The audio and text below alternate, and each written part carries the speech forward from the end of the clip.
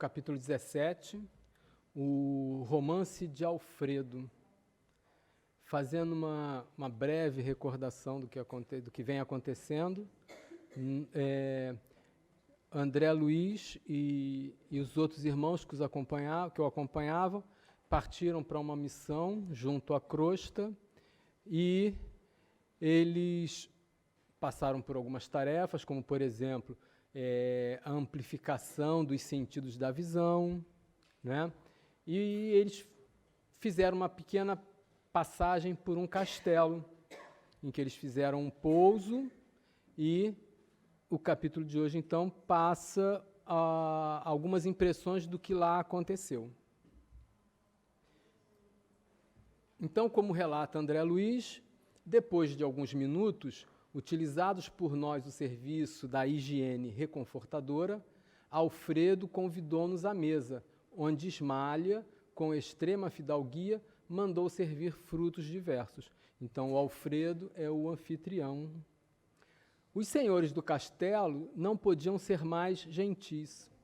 Servidores iam e vinham, com grande júbilo, a lhes transparecer o rosto.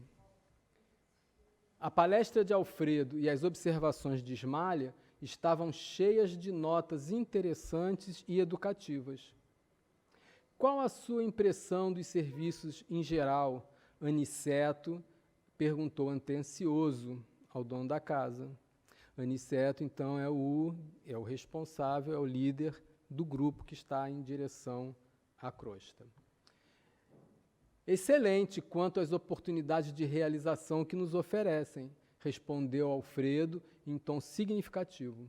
Entretanto, não tenho o mesmo parecer quanto à situação em curso. As zonas a que servimos estão repletas de novidades dolorosas. O presente período humano é de conflitos devastadores e de vibrações contraditórias que nos atingem, são de molde a enfraquecer qualquer ânimo menos decidido. Desencarnados e encarnados empenham-se em batalhas destruidoras, é uma lástima. Recordando, então, que essa passagem ocorre na época da Segunda Guerra Mundial e que o ambiente na Terra, como todos nós sabemos, e também o ambiente no plano espiritual, estava muito tormentado, com muitas vibrações de diversos matizes, como ele relata aqui. Multiplica-se o número de necessitados que recorrem ao posto, continua indagando o nosso orientador. Então, esse posto é um posto avançado no caminho de nosso lar para o planeta Terra, e nesse posto é um posto intermediário de socorro, em que as almas que desencarnam, as almas que estão por ali, elas são assistidas. Enormemente, a nossa produção de alimentos e remédios tem sido integralmente absorvida pelos famintos e doentes. Tenho 500 cooperadores, mas nos sentimos presentemente incapazes de atender a todas as obrigações. As massas de sofredores são incontáveis. No outro tempo, nossa paisagem se mantinha sem sombras durante muitas semanas, mas agora, ou seja, épocas anteriores, antes desse conflito, conseguia-se ter uma aura mais amena, com menos sombras, ao passo que nessa ocasião, na ocasião da guerra, o clima, como se diz, fica pesado, não só no planeta, como na psicosfera, no ambiente ao redor da Terra. Nesse instante, Ismália pediu licença para dirigir-se ao interior. E como Alfredo fixasse os olhos nos meus, aventurei-me a considerar. Ainda bem que tendes uma abnegada companheira ao vosso lado, se referindo então a Ismália. Ele e Aniceto sorriram, quase que a um só tempo, falando-nos o administrador.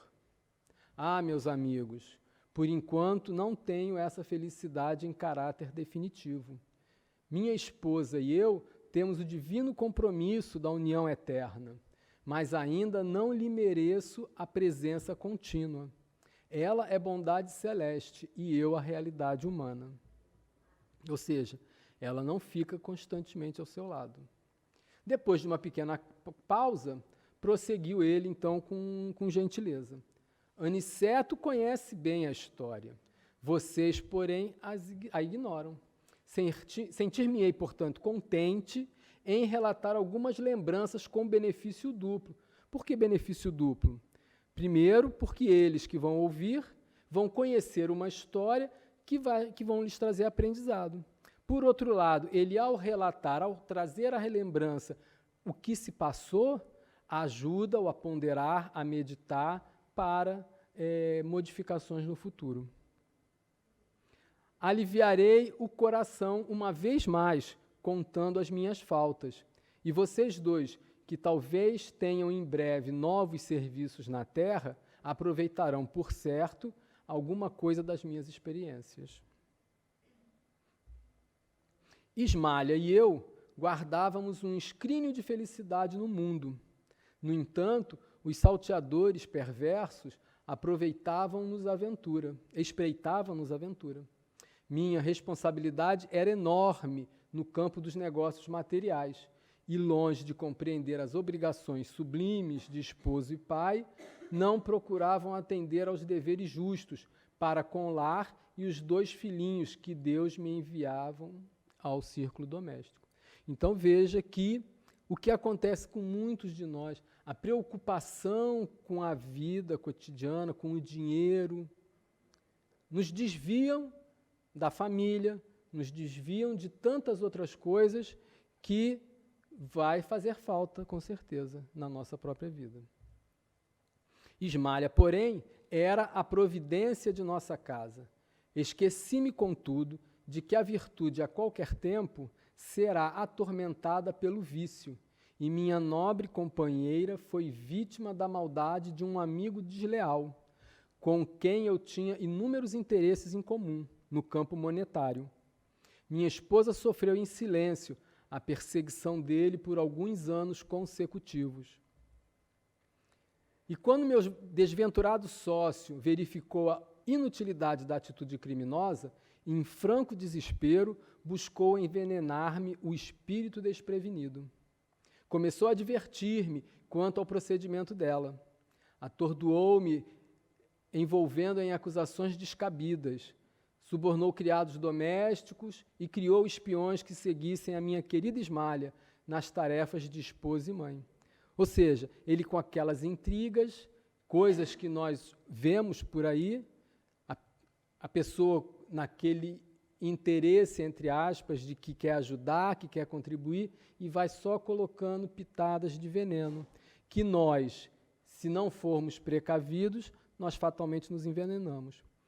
Ao invés dele ir ter com a esposa, questionar, tirar, botar a panos limpos, não.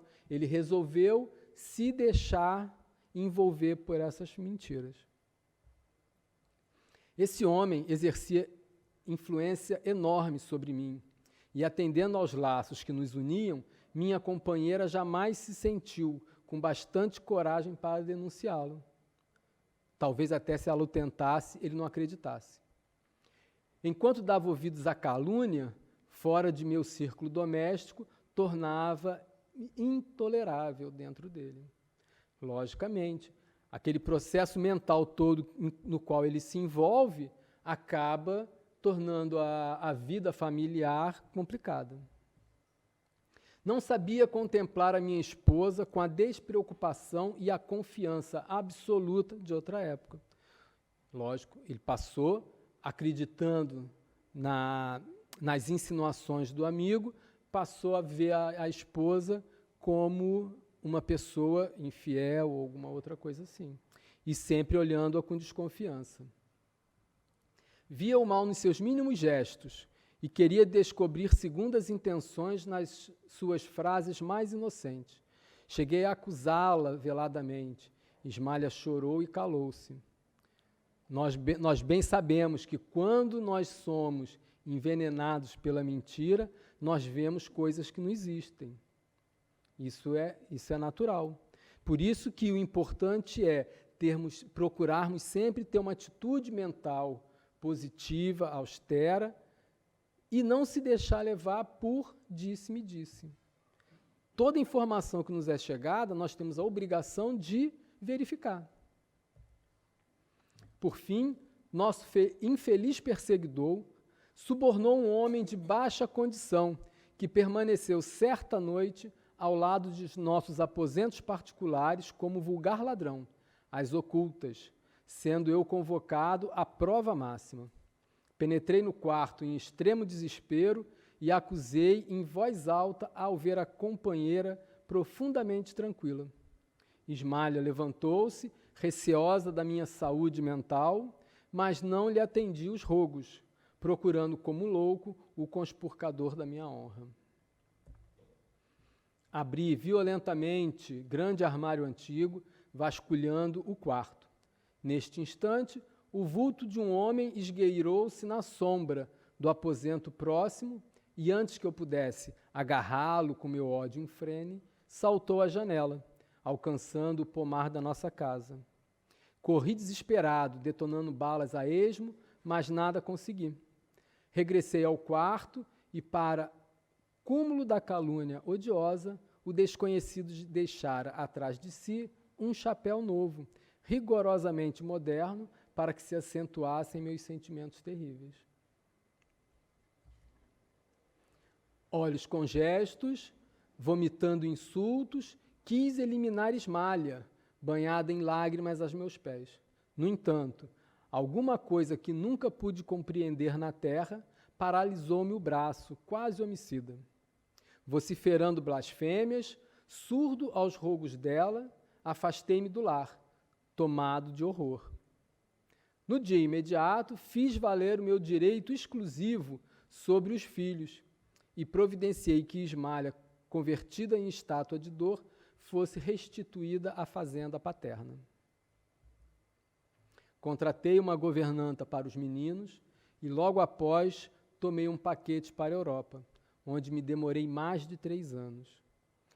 Nunca me propus a verificações sérias e, embora tivesse o espírito incessantemente atormentado, omitindo os sentimentos mais íntimos, jamais procurando notícias da companheira caluniada. Então veja e vamos compreender o sentimento que o envolvia. Ele, naquele misto de orgulho, ele não quis voltar, não quis procurar a companheira e foi se deixando cada vez mais ficar pior. Certo dia recebi uma carta lacônica na costa francesa. Um parente dava-me informações da esposa. Após 2 anos angustiosos entre a saudade e o abandono, Ismália fora colhida pela tuberculose, falecendo em terrível martírio moral. Logicamente que, indiretamente, a morte dela foi provocada por toda essa situação. Deliberei, então, a volta. Fixei-me novamente no Rio, eduquei os filhinhos e conservei dolorosa viuvez no desencanto do coração. Os anos rolaram uns sobre os outros, quando fui chamado à cabeceira do ex-sócio agonizante. O infeliz, em face da morte, confessou o crime odioso, pedindo perdão, que infelizmente eu não pude conceder. Transformei-me desde então num louco irremediável. Depois que nós sabemos da verdade, vem o arrependimento, vem o remorso e tudo mais.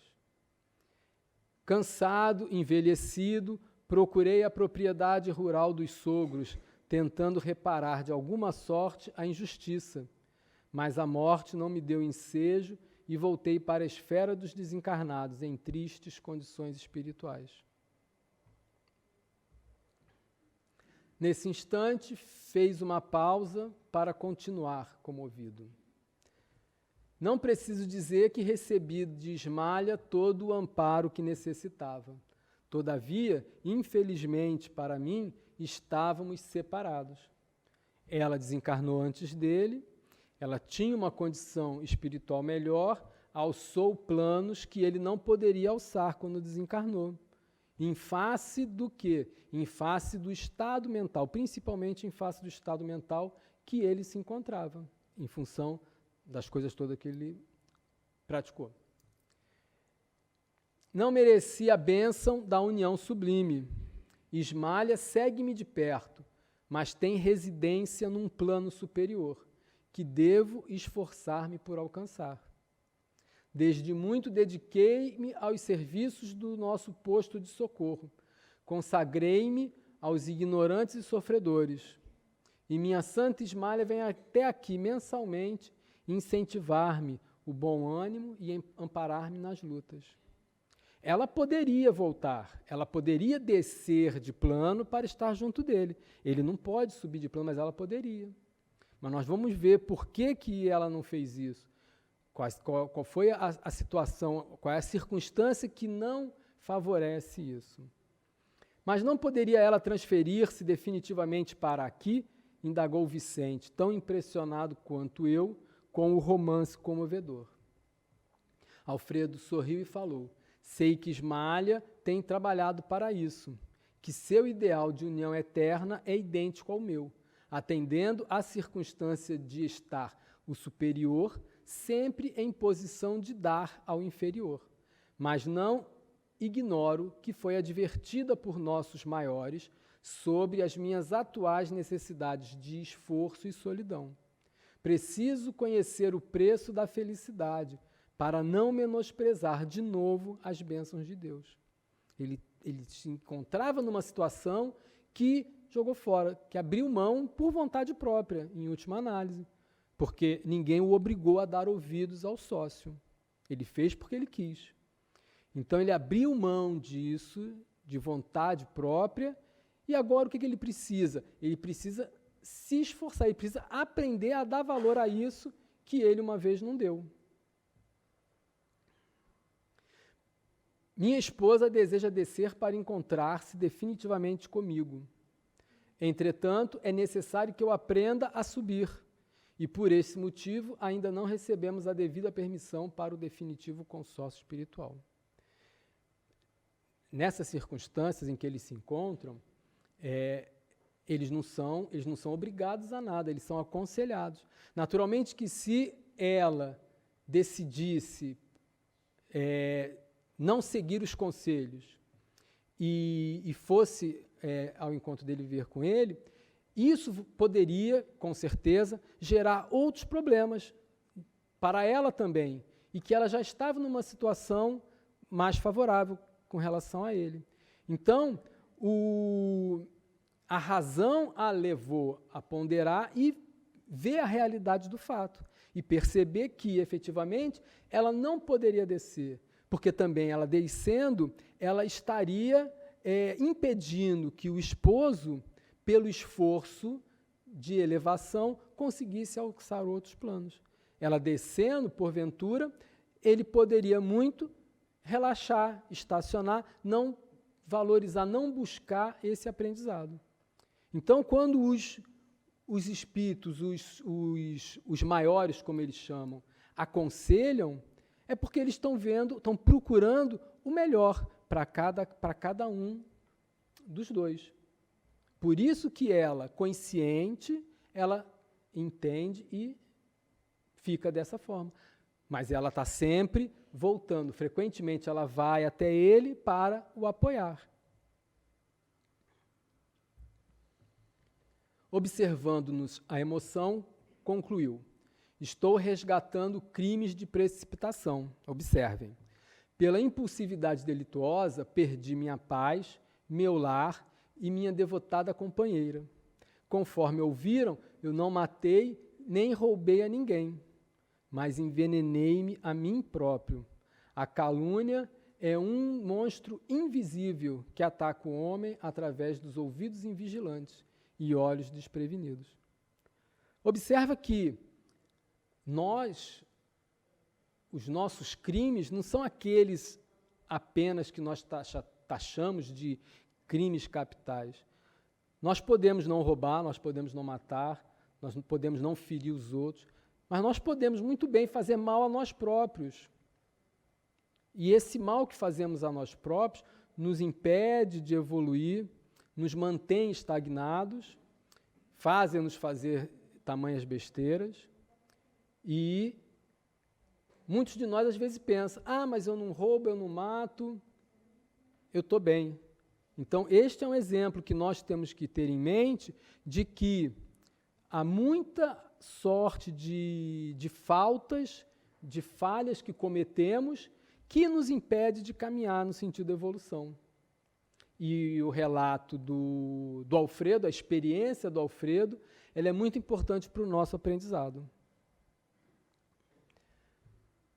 Esse, então, é o capítulo 17, e é uma experiência, como eu disse, uma experiência valiosa para aprender, porque nós aprendemos não somente com os próprios erros, mas aprendemos também com o erro dos outros. E é muito bom aprender com o erro dos outros, porque nós não precisamos errar com isso, né? Então, que nós possamos aprender essa lição e procurar aplicar na nossa vida, logicamente, nas proporções exatas da nossa vivência, das nossas experiências. Que assim seja.